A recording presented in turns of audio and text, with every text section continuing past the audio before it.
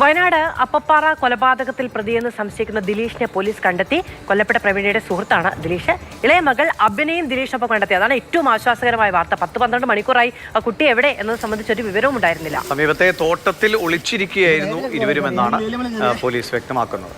കമൽ വിവരങ്ങളുമായി നമ്മളോടൊപ്പം ചേരുന്നുണ്ട്. കമൽ, ഈ കൊലപാതകത്തിന് ശേഷം മൂത്ത കുട്ടി ഓടിച്ചെന്ന്, പരിക്കേറ്റ കുട്ടി ഓടിച്ചെന്ന് മറ്റുള്ളവരോട് പറയുമ്പോഴാണ് ഈ സംഭവങ്ങളൊക്കെ അറിയുന്ന ഒരു ഒറ്റപ്പെട്ട പ്രദേശമാണ്.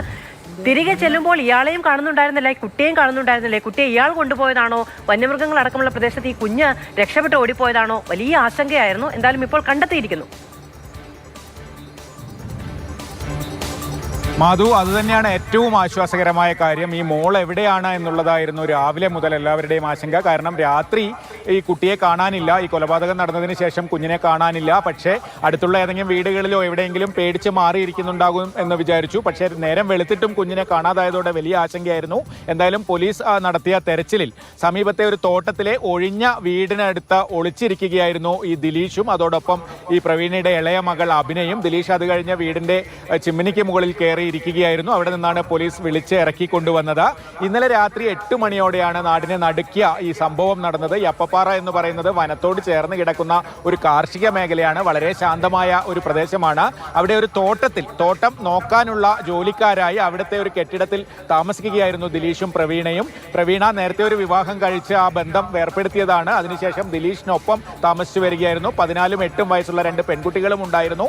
ഇന്നലെയാണ് ഈ മൂത്ത മകൾ വെട്ടേറ്റ പരിക്കുമായി ഓടിച്ചെന്ന് അടുത്ത വീട്ടിൽ പറയുന്നത്. വീട്ടിൽ വലിയ വഴക്ക് നടക്കുന്നു, പ്രശ്നം നടക്കുന്നു എന്ന. ആളുകൾ വന്നു നോക്കുമ്പോൾ കാണുന്നത് വെട്ടേറ്റ മരിച്ച നിലയിൽ കിടക്കുന്ന പ്രവീണയാണ്. ഈ ഇളയ കുട്ടിയെ ബാത്റൂമിൽ പൂട്ടിയിട്ടു എന്നാണ് മൂത്ത മകൾ പറഞ്ഞത്. പക്ഷേ അവിടെയൊന്നും മകളെ കാണാനുണ്ടായില്ല.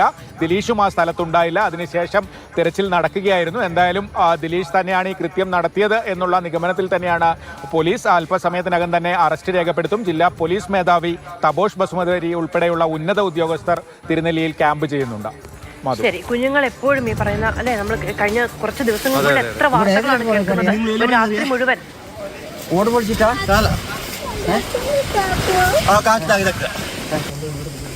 നമ്മളെ ഫാമിലി, എൻ്റെ ജീവിതം മൊത്തം എൻ്റെ നടത്തിക്കൊണ്ടുവരാം. വീട്ടിനവിടെ മന്ദിരം വന്നാൽ ഒറ്റ പോക്ക്, ഒറ്റ പോക്ക്. എൻ്റെ കുടുംബം എല്ലാം പോയി. കമൽ, ഈ പരിക്കേറ്റ കുഞ്ഞിന്റെ അവസ്ഥ എങ്ങനെയുണ്ട്? ഇനി 2 കുഞ്ഞുങ്ങളുടെ സംരക്ഷണം അതൊക്കെ ആര് ഏറ്റെടുക്കും? ഈ കുഞ്ഞുങ്ങളുടെ അച്ഛനെ കുറിച്ച് എന്താണ് വിവരം? കുഞ്ഞുങ്ങളുടെ അച്ഛൻ ആ പ്രദേശത്തിനടുത്ത് തന്നെ കാട്ടിക്കുളത്ത് ഉള്ള ആളാണ്.